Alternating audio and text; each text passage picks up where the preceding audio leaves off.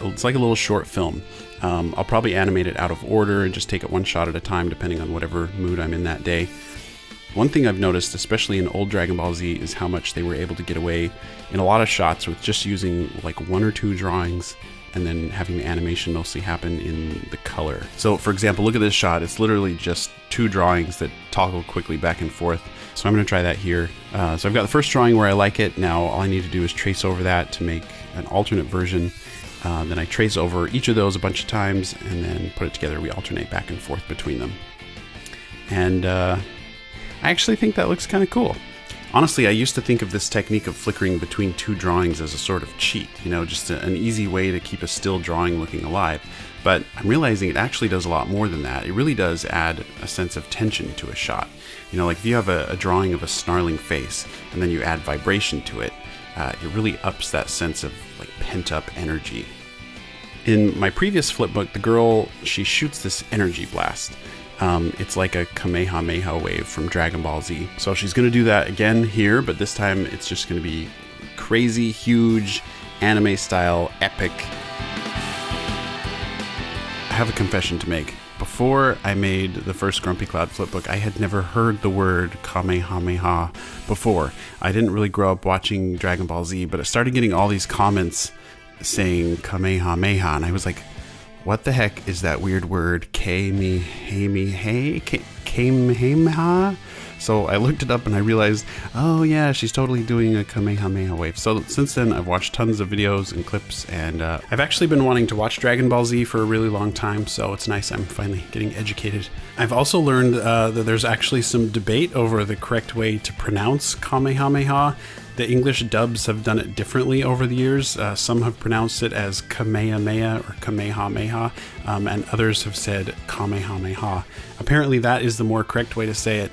I'm sure I'm going to end up saying it both ways during the video, so don't be too hard on me in the comments. Anyway, I've seen these cool Goku action figures. I was thinking about getting one. I'd really like to do some stop motion animation with it. So let me know in the comments if that's something you guys would like to see. So I guess I've been imagining if Goku had a daughter, maybe this is what she would be like. By the way, I'm pretty much saving all of the coloring for the end. I'm going to go through and draw everything first, make sure it's working, and then I'll go back and color everything. The nice thing about a lot of the animation that I'm doing here is that once I've created kind of that first master drawing, I'm often just holding that pose or moving the object across the page. And so once I've got that first drawing done, I can just trace over that drawing over and over as it moves. All right, now I'm going to do a close-up shot of the hands. This is where we're actually going to see the energy ball starting to form. So I'm kind of excited for this shot. I personally think drawing hands in general is very challenging. It really helps to look at references when you draw hands, especially when you're going for something realistic looking. And you know, I've been trying to keep things at least somewhat simple looking, so it doesn't take me 500 years to trace each page. But you know, I know some pages are just, no matter what, they're just going to take a long time. Okay, so here you'll see I've stopped drawing the hand temporarily, and I'm just focusing on drawing the energy ball. It's still the same shot, but what I'm doing, I'm kind of thinking of it in layers. So I'm going to draw the energy ball first, and it's kind of pulsing, and then I'll go back, I'll add in the hands. Since they are behind the energy ball, then I'll know actually how much of the hands you need to see.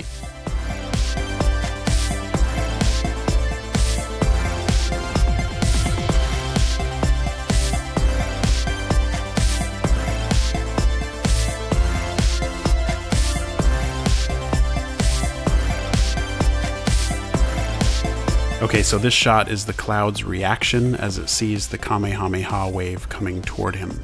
So I've drawn the first pose, now I'm drawing the last pose. Okay, so these are going to be my 2 keyframes. Then I go back and draw the in-between frames to transition from the first pose to the last pose. Dude, my hair! I guess maybe I should do my hair for the day. Looks like a bird's nest up there.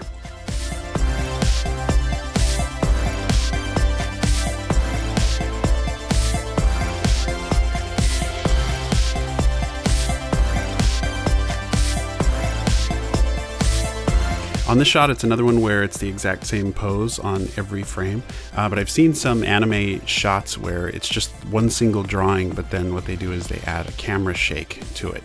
So I'm going to do that here, and the way I'm doing that is as I trace each page, I'm just offsetting every page just by a little random amount, you know. So you might offset one to the left a little bit, the next one to the right a little bit, and then when you put them together, it adds kind of a nice little camera shake feel to it.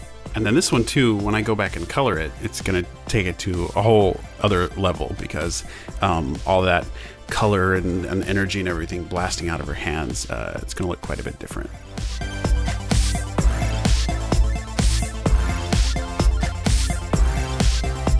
Okay, so the girl, she's going to be saying Kamehameha when she blasts it, right? So in this shot here is when she's saying the ha part, not the final one, the first one. So Kameha, that ha is happening right here. All right, this is taking a lot longer than I thought it would. All right, for these next couple shots coming up, I want something pretty specific with the poses, and so what I actually found was the easiest thing to do for getting reference is just I met up with someone and I had them do these poses for me. I took a bunch of photos with my camera, and then I can just look at those photos as reference when I was doing my drawings. And yeah, definitely when you're like drawing or animating, you know, use reference. Don't be afraid to use it. I think sometimes people have this idea that you should just be able to draw things right out of your head.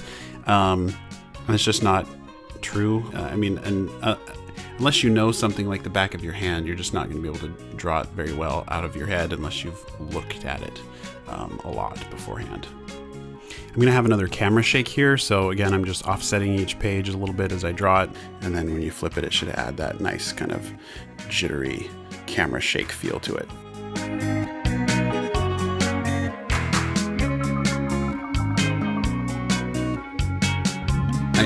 I know I've already said it, but these shots are obviously still out of order, so, you know, after everything's finished and colored, I will obviously put them all in order, and then it'll all make sense.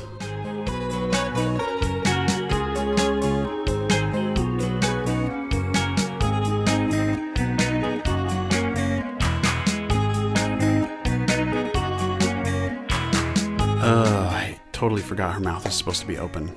So I've got to go back and draw an open mouth on all these pages. Despite it kind of being out of order, I mean, you basically get what's going on. The girl's going to launch this huge Kamehameha wave at the cloud. So right before she throws the blast, I want to feel some anticipation or wind up in her movement. Like when you throw a baseball, you wind up before you throw it. And so I want to see that in her. And if we do, it'll just add that extra bit of punch when she does throw it. So in this shot, I want to have her just bring her arms back, that last bit of anticipation before she snaps forward.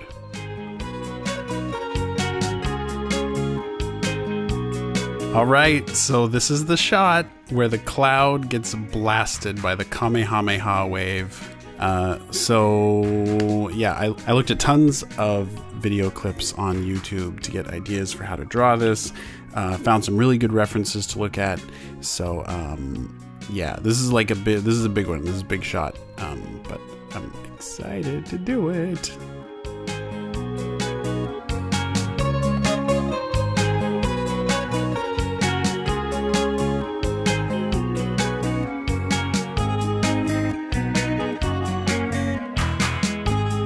This shot, I hope, is going to look really cool when I color it. I've seen this effect that I want to try. It's kind of like a sort of a strobing color effect that, yeah, I'm really excited to try it.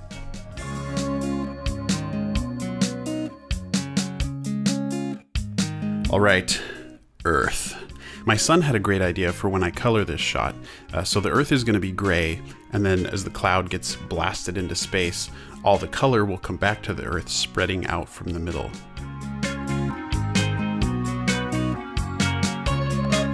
And we just need a couple of explosions, so that's what these are. I found some really good video reference that I liked, and so I kind of tried to follow that as best I could for these explosions.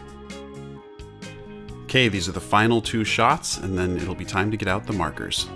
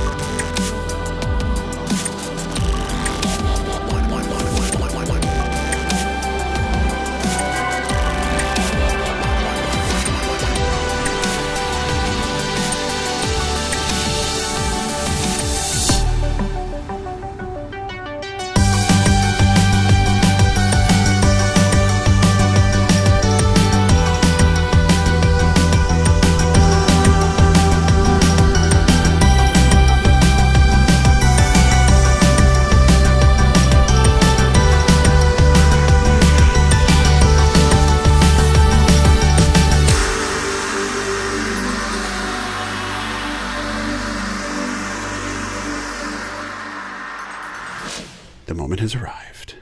And the grand total for drawing and coloring, 35 work days over the course of 3 months and 100 hours of time-lapse footage. And the grand total page count is 658 pages. Whew. Should I see if I can flip it like this? Let's see if I can even hold it without dropping it. Okay, so I can actually hold it with one hand, precariously, but flipping it, not so much. Not a chance, in fact. So I'll break it up into chunks. I'll film each one and then splice them together in the editing, and it should look pretty seamless. Before I flip this, thanks for watching me make it. This was a huge project, and I'm just grateful to have you all here, making it possible for me to do stuff like this. All right, hope you like it. Here goes.